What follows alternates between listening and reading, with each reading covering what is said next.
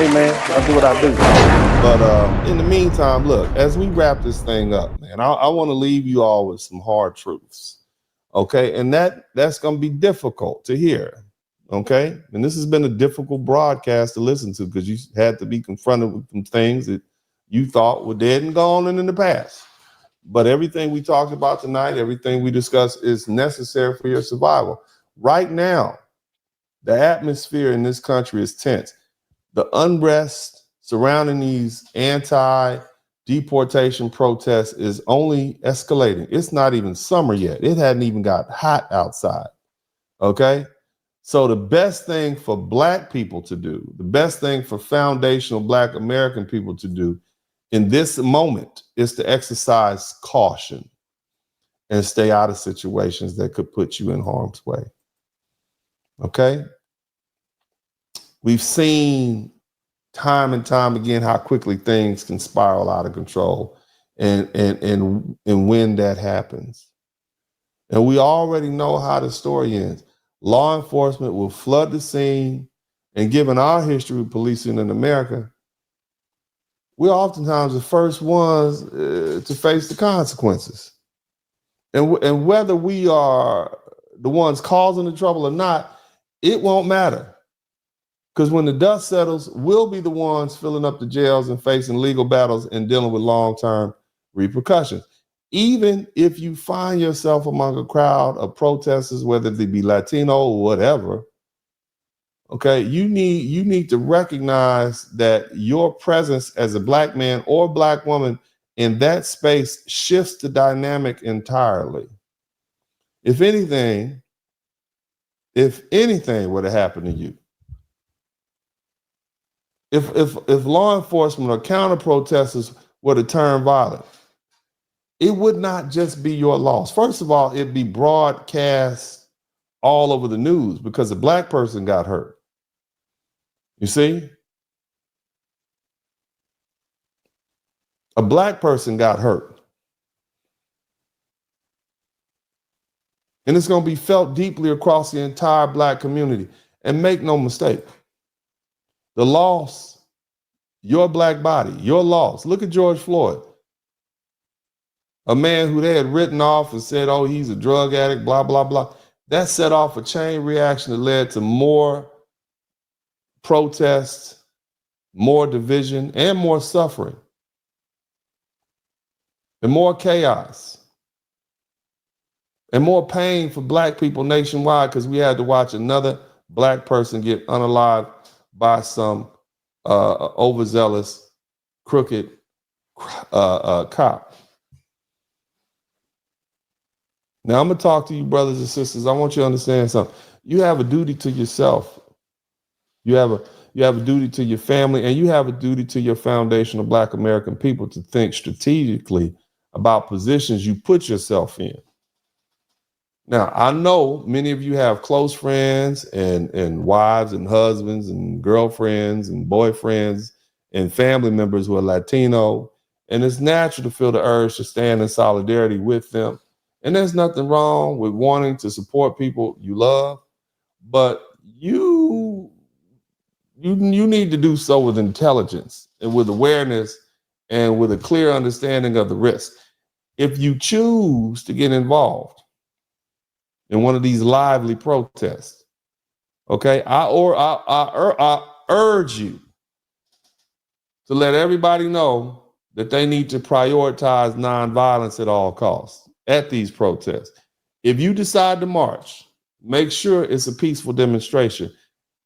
Make sure they secure the proper permits and follow the guidelines. Make sure they obey the law enforcement when necessary. And make sure that your voice is heard in a way that does not invite unnecessary retaliation. And let me be absolutely clear. If you see energy shifting, you decide to go out there and the energy shifts. If you sense the tensions are about to boil over, if the protest starts to feel like a call for justice, okay, or more like an impending riot, you need to leave.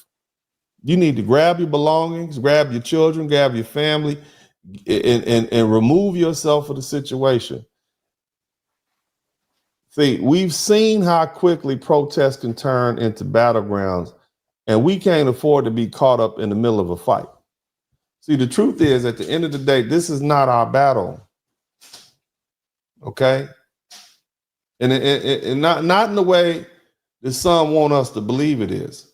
See, the last thing we need is to be pulled into something that has little to do with us but could leave us paying the heaviest price. We're not immigrants. We're foundational Black America. We literally been here since the foundation of this country. We're not immigrants. And the way in which we got to this country was not voluntary. So we don't have the same burden that the other people have. Oh, y'all should have stayed where you at. You could go home. That's not us. We here because we were forced to be here. And we stayed here because we earned the right to be here.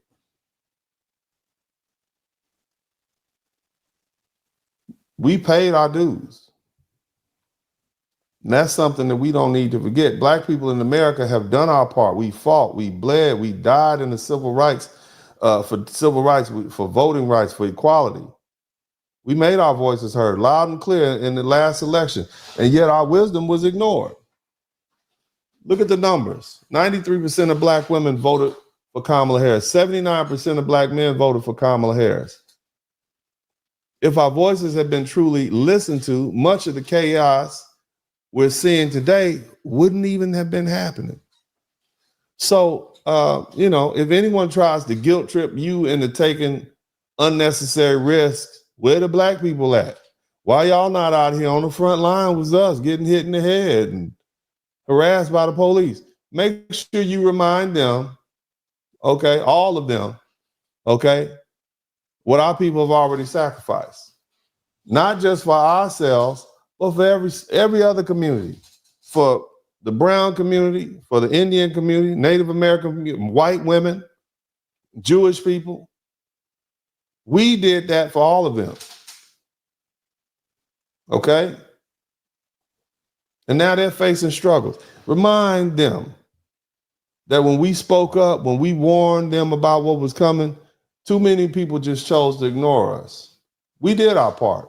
We don't owe anyone anything. I also want one thing to be clear.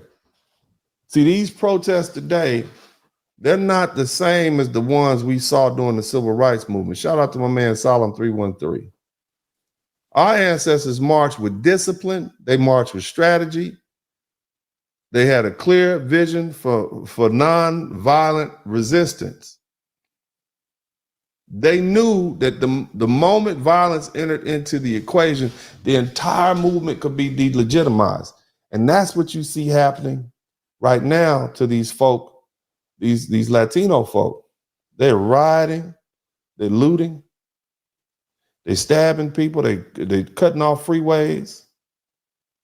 They did the same thing that the BLMs did, and that's why that failed. That's why you can't even say BLM. Now, I see the same thing happen in some of these protests right now. They're disorganized.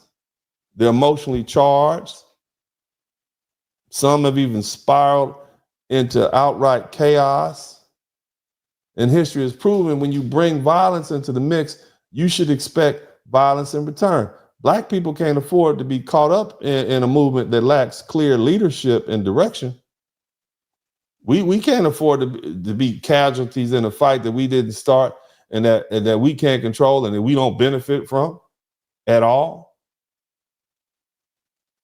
So as we move forward in these turbulent times, I need you all to keep your heads on a swivel and move smart. Protect yourself, protect your family, and protect your community. The desire for justice is natural. The urge to want to help people in need is natural for Black people. We are wonderful people. We are compassionate people. We are loving people, irrespective of what these folks say. The reason we're still here is because of who we are. But see, you don't need to let that desire cloud your judgment. We can't let emotions push us into a situation that could have devastating consequences for us and our people. Okay? We're not just individuals. There is no other place on earth that you can find Black Americans or foundational Black Americans. We're not individuals. We are collective. And every decision we make affects all of us. So be strategic. And let's be mindful. And let's continue to fight for justice in a way that uplifts us and strengthens us and keeps us safe. Thank you very much. I appreciate you all. God bless you. Shout out to Solomon 312. Shout out to everybody who came through with the super chat and this Cash App and the PayPal. I'm glad you all learned something. I truly love you all. And I wish you all well. You know, I wish everybody who's listening, whatever ethnicity you are, I hope you learned something. I hope this created some understanding. Hopefully Black people, white people, Latino people understand each other a little bit better, you know, and that's my goal here. Do the best I can to be a truth speaker. Nevertheless, this is Uncle D, and as I always say at this time, I'm out.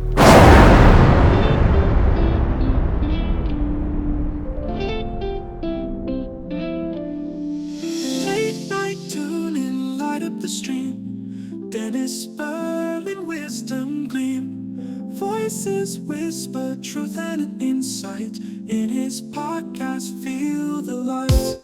Harmony in every word. Truth and laughter you've heard. Well, that's all right. Wave after wave of smooth delight. Dennis brings the dark to light. That's the blizzard, baby. Yes, Share the tales unfold.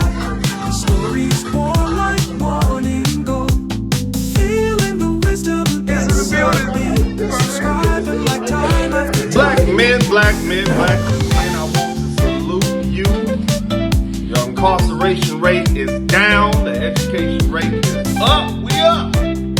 We went from, we are doing great for ourselves. So you should salute yourself. Shout out to all the brothers out there, whether you're a truck driver or engineer, whether you're an electrician or garbage man, a doctor, a lawyer, if you a hard-working brother, if you fresh out the penitentiary, but you on your grind and you doing it legal and you trying to make amends for yourself, man, I salute you too, brothers.